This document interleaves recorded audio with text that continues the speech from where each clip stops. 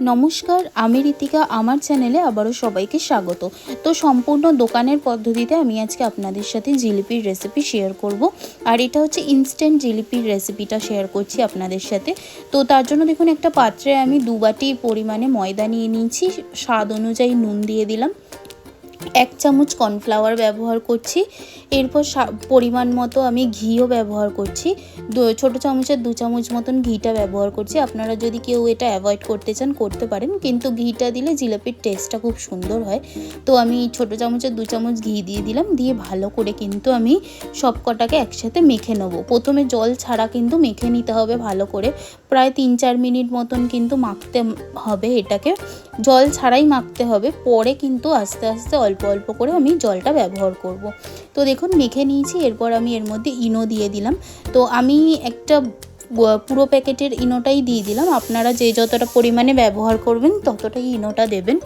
এরপর দেখুন আমি অল্প অল্প করে জল দিয়ে কিন্তু একটা পেস্ট রেডি করে নেব। তো বেশি জল একসাথে দেবেন না, তাহলে কিন্তু পেস্টটা অনেকটা পাতলা হয়ে যাবে। তো এই যে পেস্টটা আমি রেডি করব, সেটা অতিরিক্ত ঘনও হবে না, অতিরিক্ত পাতলাও হবে না। দেখুন হাতে নিয়ে দেখবেন যখন এরমভাবে পড়ে যাচ্ছে, মানে ইজিলি পড়ে যাচ্ছে, তাহলেই বুঝবেন যে পেস্টটা কিন্তু রেডি হয়ে গেছে। এরপরে দেখুন ঢাকা দিয়ে আমি 5-6 মিনিটের মতন রেখে দেবো পেস্টটাকে। আপনারা যদি কেউ ঢাকা দিয়ে না রাখতে চান, তাড়াতাড়ি করে নিতে চান, তাহলেও করে নিতে পারেন। তো আমি একটু কিছুক্ষণ ঢাকা দিয়ে রাখলাম। যতক্ষণ ঢাকা দিয়ে রেখেছি ততক্ষণ দেখুন আমি চিনির শিরাটা রেডি করে নেবো। তার জন্য আমি একটা পাত্রের মধ্যে 1 বাটি চিনি, বড় বাটির 1 বাটি চিনি আর সেই বাটির 1 বাটি জল ব্যবহার করলাম। দিয়ে ভালো করে মিক্স করে নেব। এরপরে যখন চিনিটা গলে যাবে, যদি দেখি যে শিরাটা বেশি ঘন হয়ে গেছে, তাহলে আমি এর মধ্যে আরেকটু জল ব্যবহার করব। তো শিরাটা কিন্তু বেশি ঘনও হবে না, বেশি পাতলাও হবে না, তো নর্মাল রাখতে হবে। এরপর দেখুন এর মধ্যে আমি একটু লেবু ব্যবহার করছি, কারণ মানে চিনি সেটা যদি দলা হয়ে যায়, তো তার জন্য আমি লেবুটা ব্যবহার করলাম, যাতে দলাটা না হয় চিনির। তো দেখুন এবার ভালো করে আমি মিক্স করে নিচ্ছি। আর যেটা বলছিলাম যে চিনির শিরাটা কিন্তু পাতলাই রাখতে হবে, যাতে জিলিপির মধ্যে শিরাটা ভালো করে ঢোকে, তাই জন্য কিন্তু পাতলাই রাখবো। এরপর দেখুন এর মধ্যে আমি ঘি দিয়ে নিচ্ছি। ঘিটা দিচ্ছি যাতে জিলিপিটা যখন আমি চিনির শিরাটায় ভেজাবো, তাতে যাতে একটা ঘিয়ের খুব সুন্দর জিলিপিটা দিয়ে গন্ধ আসে। তো আপনারা যদি না দিতে চান, এটাকে অ্যাভয়েড করতে পারে। দিয়ে ভালো করে মিক্স করে নিচ্ছি। আমার কিন্তু চিনির শিরাটা একদম রেডি হয়ে গেছে। তো আমি আপনাদের দেখিয়ে দিচ্ছি কীরমভাবে চেক করবেন। একটু দেখুন হাতের মধ্যে শিরাটা নিয়ে একটু তার মতন হবে, একটু চিটচিটে মতন হবে, তাহলেই বুঝে যাবেন যে চিনির শিরাটা একদম রেডি হয়ে গেছে। এরপর আমি এর মধ্যে একটু সামান্য পরিমাণে অর্গ্যানিক ফুড কালার ব্যবহার করব। আপনারা যদি অর্গ্যানিক ফুড কালার না দিতে চান, তাহলে সেটাও ইগনোর করতে পারেন, কিন্তু ফুড কালারটা দিলে জিলিপির যে সুন্দর রঙটা, একদম দোকানের মতো যে রঙটা, সেটা কিন্তু আসবে। তো আমি সামান্য পরিমাণে ফুড কালারটা ব্যবহার করলাম। দিয়ে দেখুন ভালো করে আবার মিক্স করে নিচ্ছি। আর আমার কিন্তু চিনির শিরাটা সম্পূর্ণ রেডি হয়ে গেছে। তো দেখুন আমি চিনির শিরাটা নামিয়ে নিলাম গ্যাস থেকে। এরপর চলুন জিলিপিগুলো ভেজে নেওয়া যাক।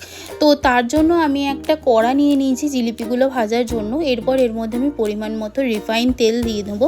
আর এটা কিন্তু রিফাইন তেলেই ভাজতে হবে। তো রিফাইন তেল পরিমাণ মতো আমি দিয়ে নিচ্ছি। একটু বেশি করেই তেলটা ব্যবহার করবেন, তাতে জিলিপিগুলো কিন্তু ভালোভাবে ভাজা হবে। তো দেখুন তেলটা গরম হয়ে এসছে। এরপর আমি এর মধ্যে ঘি দিয়ে নিলাম। যেরকম আগে বললাম যে ঘিটা যদি আপনারা ইগনোর করতে চান, তাহলে করতে পারেন। আমি ছোটো চামচের 2 চামচ মতন ঘি দিয়ে নিলাম। চলুন এবার জিলিপিগুলো ভেজে নেওয়া যাক। তো তার জন্য দেখুন এরকম টাইপের আমি একটা বোতল নিয়েছি, যার মধ্যে আমি জিলিপির যে পেস্টটা রেডি করেছিলাম সেটা নিয়েছি। নিয়ে এরমভাবে জিলিপিগুলো বানিয়ে নিচ্ছি। প্রথমেই কিন্তু ভয় পাবেন না যে জিলিপিটা রেডি মানে ভালোভাবে আপনারা করতে পারছেন না। তো দেখুন আমারও কিন্তু ফার্স্ট জিলিপিটা কিন্তু সঠিকভাবে হলো না। তো আস্তে আস্তে জিলিপিগুলো একটা একটা করে বানাতে কিন্তু একদম পারফেক্টভাবে জিলিপিগুলো রেডি হবে। তো দেখুন আমি আরও একটা বানিয়ে নিচ্ছি। আর আগের যে জিলিপিটা বানিয়েছিলাম, দেখতেই পেলেন কি সুন্দর তেলের ওপরে ভেসে উঠেছে। তো বুঝতেই পারবেন যে ডোটা আপনাদের পারফেক্টভাবে রেডি হয়েছে। আর এই জিলিপিগুলো যখন ভাজবেন, প্রথমে তেলটাকে একটু ভালো করে গরম করে নেবেন, তারপরে লো টু মিডিয়াম ফ্লেমে রেখে কিন্তু জিলিপিগুলো ভাজতে হবে। তো আমি দেখুন একটু কড়া করেই জিলিপিগুলো ভেজে নিচ্ছি। অনেকে কড়া পছন্দ করেন, অনেকে এমনি মানে কড়া পছন্দ করেন না। তো আমি একটু কড়া কড়াই ভালো লাগে বলে কড়া কড়া করে ভেজে নিলাম। এরপর দেখুন গরম তেল থেকে তুলে কিন্তু ডাইরেক্ট আমি রসের মধ্যে চুবিয়ে দিলাম, আর রসটা কিন্তু উষ্ণ গরম ছিল। তো আগের থেকেই আমি কিছু জিলিপি ভেজে কিন্তু রসের মধ্যে চুবিয়ে রেখেছিলাম, তো এটাও দিয়ে দিলাম। এবার আমি 5 মিনিট মতন রসের মধ্যে ভিজিয়ে কিন্তু জিলিপিগুলোকে তুলে নিচ্ছি রস থেকে। তো কত সহজ পদ্ধতিতে সম্পূর্ণ দোকানের মতন জিলিপির রেসিপি আপনাদের সাথে শেয়ার করলাম, আপনারা দেখতেই পেলেন। তো আপনারা কিন্তু বাড়িতে এরকমভাবে জিলিপি বানিয়ে নিতেই পারেন, খুবই সুস্বাদু খেতে লাগে এরকমভাবে জিলিপি। তো আপনাদের যদি রেসিপিটা ভালো লেগে থাকে তাহলে প্লিজ আমার চ্যানেলটা সাবস্ক্রাইব করে দেবেন, একটা লাইক করে দেবেন, কমেন্ট করে জানাবেন রেসিপিটা কেমন লেগেছে। Thank you.